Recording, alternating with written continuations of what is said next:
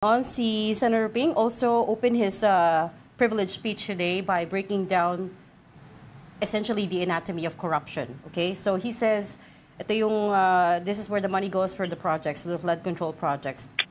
8 to 10% to the district engineer, 2 to 3% Reseta, which is kickback pa rin, 5 to 6% to the bids and awards committee, up to 1% for commission and audit, 5 to 6%, which is known as passing through or royalty, which is what goes to the politician that controls the district where the project will be, and then 20 to 25% to the funder or the project proponent, which is the politician who found the budget for it. Can you categorically tell me today that you've never received any kickback for any of these flood control projects based on this? Yes. Yes, I can say that categorically. Nung nakita ko dyan sa isang parang news na politician / proponent, sabi ko hindi naman tayo nag-propose niyan. Kasi dumating na yan, nasa NEP na yan, naka-imprenta na yan sa NEP. So hindi po tayo yung proponent dyan na tinutukoy. So kung pag ang sinasabi nyo, if merong corruption na nangyari dito sa mga projects na ito, lahat ito ay nakasentro sa DPWH? I am not accusing anybody, pero dapat doon sa mentro ang investigasyon kasi silang gumawa ng plano. Sila naglagay ng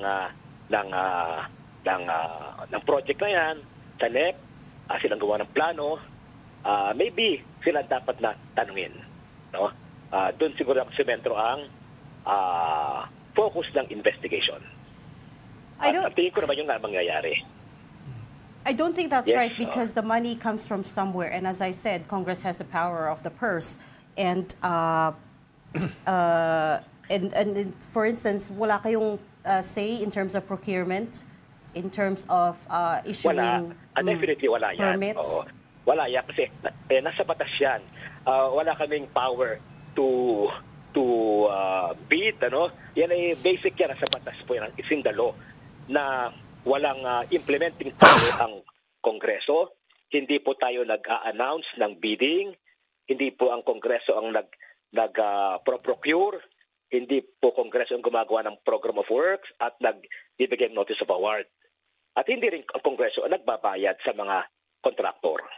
Ang aming pati nga lang, aproban yung General Appropriations Bill na nakalista na ron ang mga priority projects ng national government.